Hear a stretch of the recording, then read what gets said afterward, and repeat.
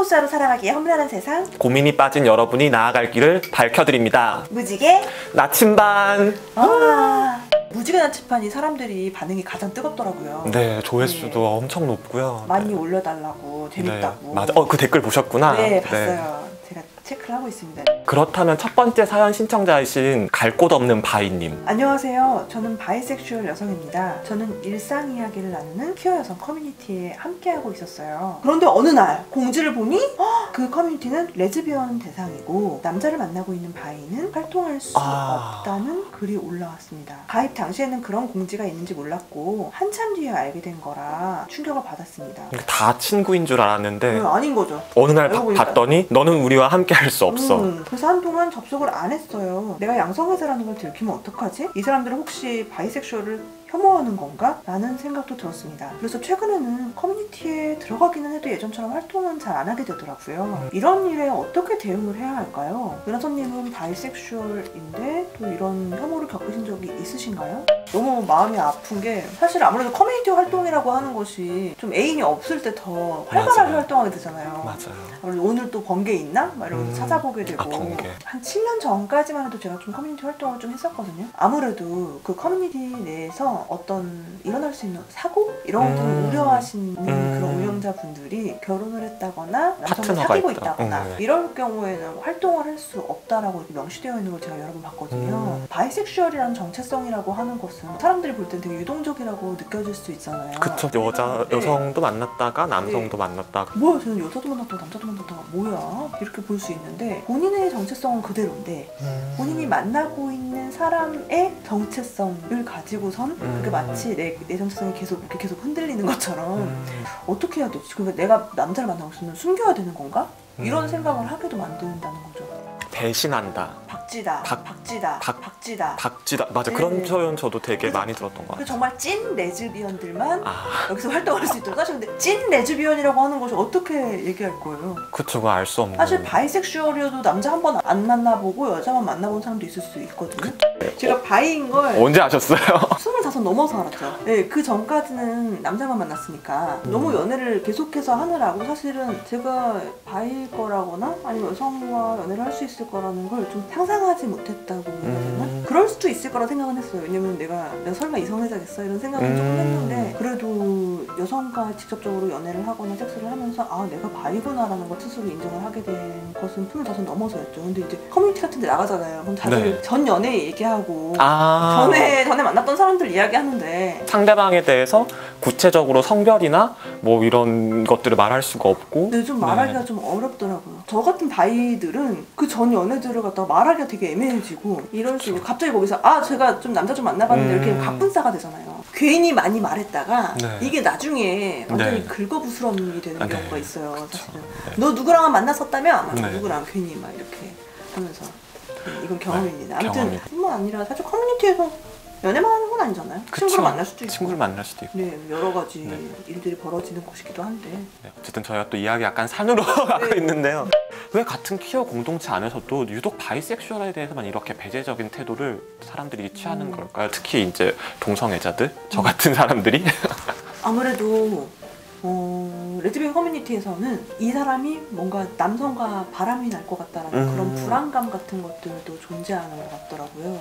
그래서 뭔가 언젠가는 나를 버리고, 왜냐면 아무래도 사회적으로 아직 어떤 차별적인 시선이 있기 때문에 여성이라고 했을 때 결혼을 하고 또 아이를 낳고 막 이래야지 정상적인 사회 구성원으로서 살아갈 수 있을 거라는 그런 어떤 편견들이 존재하기 때문에 아무래도 이 사람이 나와의 뭔가 불완전한 그런 연애보다는 언젠가는 그걸 지가 할 수 있으니까 뭐 남성과 지가 원하면은 할 수 있으니까 바이라고 하면 그런 삶을 살아가지 않을까라는 그런 불안감 같은 것들이 존재하는 게 아닐까라는 생각도 들어요. 사실 어떻게 보면요, 이 바이 혐오라는 것도 동성 결혼이 법제화 되지 않아서 그러니까 왜냐면은 이 퀴어에 대한 혐오가 사회적으로 깔려있기 때문에 이 안에서도 그 불안감이 또 혐오를 낳는 게 아닐까라는 생각도 들어요. 누가 누구와 함께 살아갈 것인가를 선택할 수 있고 그 선택이 차별로 이어지지 않는 세상이라면은 누구도 불안해하지 않을 거거든요. 바이섹슈얼에 대한 어떤 배제나 혐오? 그런 것들이 사실은 그 상대방과 끝까지 미래를 그릴 수 없는, 길게 미래를 그릴 수 없는 환경이 만들어낸 것일 수도 있다. 좀 마음이 아픈 상황인 것 같기도 해요. 혐오가 어떻게 또 다른 혐오를 만들어내고 차별이 또 다른 차별을 만들어내고.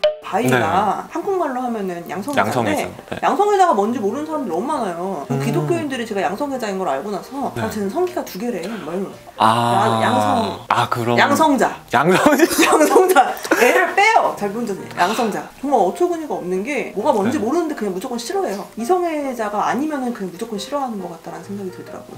사실 레즈비언 커뮤니티 안에서는 진짜 여성인 걸 드러내라. 네. 그래서 진짜 여성인 걸 드러내기 위해서 주민등록증을 인증을 하라고 하고 혹은 목소리 인증을 하라고 하고 사실 이렇게 되는 거는 어떻게 보면은 그 레즈비언 커뮤니티에 침입할지도 모르는 이성애자 남성들을 네. 그런 위험들을 사전에 예방하겠다라는 차원이기도 한데 거기서 또 나아가서 트랜스젠더도 좀 네, 그쵸. 배제를 하고 바이, 네. 섹슈얼도 배제를 배제를 하고. 좀 하고 정말 그래서 찐 레즈들만 활동할 수 있는 커뮤니티를 좀 지향을 하는 방식으로 많은 커뮤니티를 운영이 되고 있는데 바이섹슈얼이라고 했을 때 남자랑도 자고 여자랑도 잘 수 있으니까 그럼 쓰리썸을 할 수 있잖아 막 약간 이런 식으로 네. 생각하거나 쓰리썸을 원할 거라고 생각하거나 그래서 굉장히 성적으로 문란할 거라고 생각하거나 언제든지 여자와 만나도 남자를 갈구하고 남자와 만나도 여자를 갈구하는 욕망에 지칠 줄 모르는 정말 많은 것들을 욕망하고 욕심쟁이 약간 이런 네, 사연자가 이 상황에 대해서 좀 어떻게 대응을 했으면 좋겠는지 또 먼저 가시밭길을 걸어가 보신 바이 선배라고 해야 되나요? 실전 대응. 트위터를 좀 해보시면 어떨까요? 거기는 트위터를 해라. 더 지옥도 아닌가요? 사실 근데 트위터 안에는 또 네. 굉장히 다양한 사람들이 또 살고 있거든요. 그래서 이 커뮤니티라고 하는 것보다 또 다양한 요즘에 또 인스타그램도 많이 하더라고요. 인스타. 다른 SNS를 좀 활용해보는 것도 방법이 방법이다. 아닐까. 이게 조언이 될까요? 근데 네.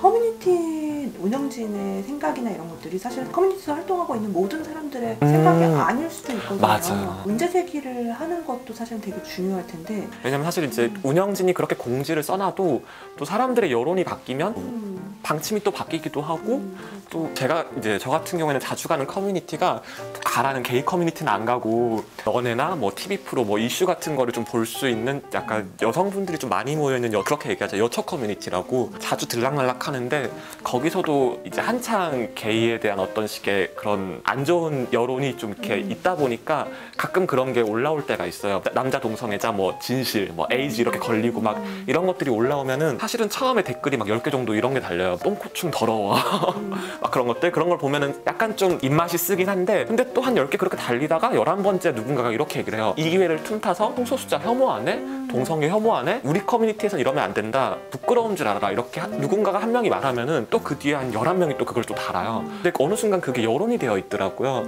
운영진의 방침이나 주도적으로 보여지는 목소리들 제일 빨리 달리는 댓글들이 바뀔 수 없는 규범처럼 보일 수도 있긴 하겠지만 하지만 또 다른 생각을 하는 사람들이 있고 그런 사람들이 목소리를 냈을 때 바뀌기도 하는구나라는 거를 좀 많이 느끼는 것 같아요. 퀴어를 둘러싼 다양한 고민들을 만나본 오늘의 시간 좀 어떠셨나요? 마음속에 있던 어떤 응어리들이 좀 풀리는 시간들이 되셨길 바랍니다. 큐플래닛의 영상을 보다 빠르고 편하게 만나보고 싶으시다면 아래 구독 버튼을 저희의 영상이 마음에 드셨다면 좋아요와 공유 버튼을 눌러주세요. 마음에 네. 안 들어도 좋아요 많이 네. 눌러주세요. 네. 네. 또한 성소수자 당사자 혹은 엘라이로서 상담받고 싶으신 고민이 있다면 네, 아래 더보기란에 있죠. 네, 구글 폼으로 고민을 접수해주세요. 네, 그럼 저희가 또 속 시원한 상담을 해드릴 수 있도록 하겠습니다. 그럼 저희는 다음에 또 다른 고민을 들고 찾아오겠습니다. 다음에 또 만나요, 여러분. 안녕.